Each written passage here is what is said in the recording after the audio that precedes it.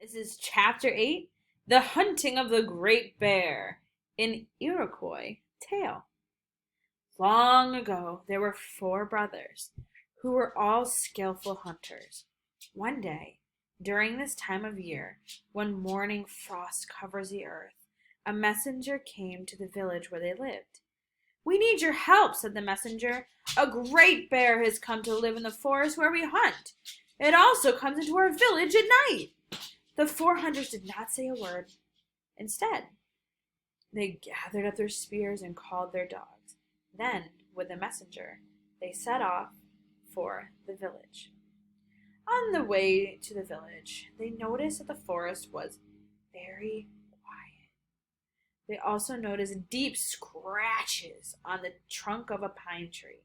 The scratches had been made by the great bear as it reared up on its hind legs. It had done this to mark its territory. The tallest brother raised his spear to try to touch the highest scratch marks, but he could not. Look right here. Look at those scratch marks. The four brothers examined marks left by the great bear. And that's a pretty tall spear, right? They couldn't even reach those. It's as we feared, he said. The great bear is Nyagawe. The bear has magical powers. And the second brother, fearfully, "Don't worry," said the tallest brother. "The bear's magic will not work on us if we find its tracks first." "Yes, that is true," said the third brother.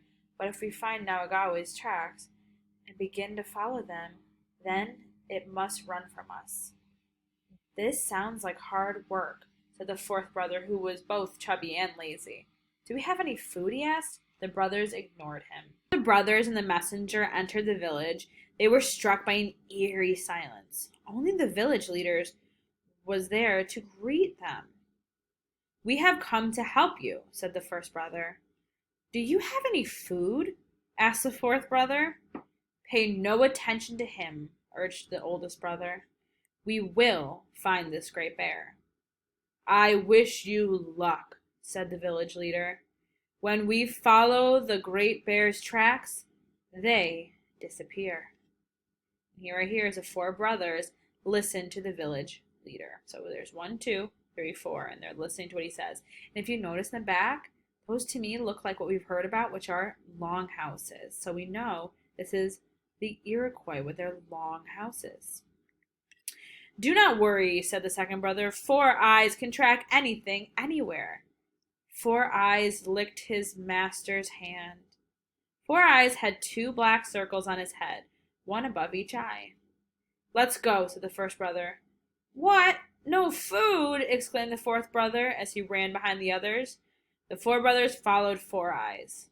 Four Eyes sniffed the ground. They could all sense that Nagawe was close. It was important that they found its tracks before it began to follow them. The fourth brother, who by now felt very hungry, took out his pemmican pouch. He opened the pouch and reached in. Instead of food, he found nothing but worms.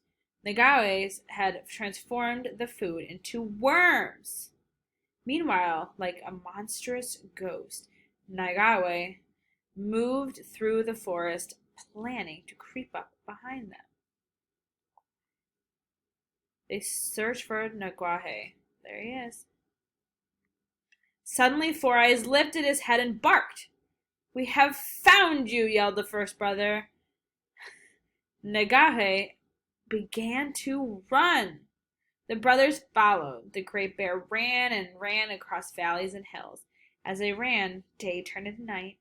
Higher and higher they climbed to the top of the mountain. The fourth brother grew weary, which means he's tired. He pretended to fall and injure his ankle. "You must carry me," he said. 2 of his brothers lifted him up while the other one carried his spear. The great bear began to tire. So did the brothers.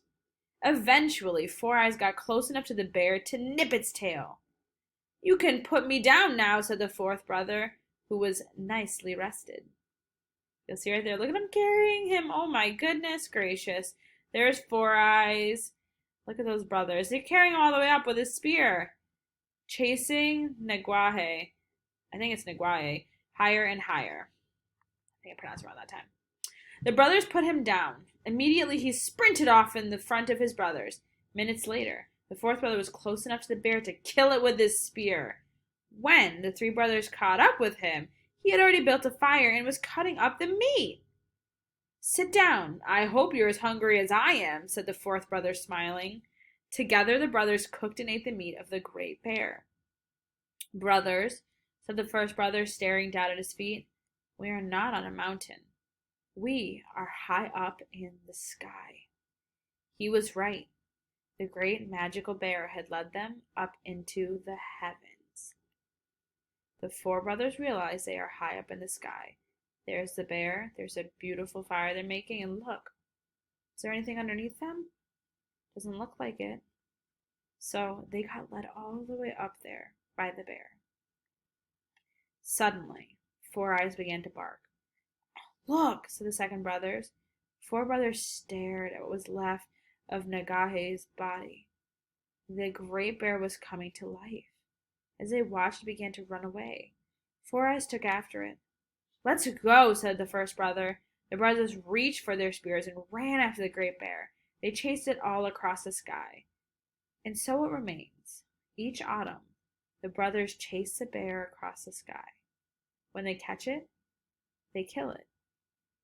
As they cut up the meat, blood drips down to earth, and the colors of the leaves of the maple tree red. As they cook the bear, fat drips down and makes the grass pale and lifeless. So every autumn, the brothers chase a bear across the sky. And you can see the beautiful colors on the trees. Look up here. So on this one, I want you guys to think though. If they're up in the sky and they're chasing the bear, what constellation do you guys think that the bear could be? Or do you think it's just part of a bear up in the sky? This is all a story that's supposed to kind of teach you the ways and the different traditions and beliefs that they had. So they believe that our autumn colors in this part of New York change to the beautiful red color on the trees because these brothers were killing the bear. So this is just another Iroquois story.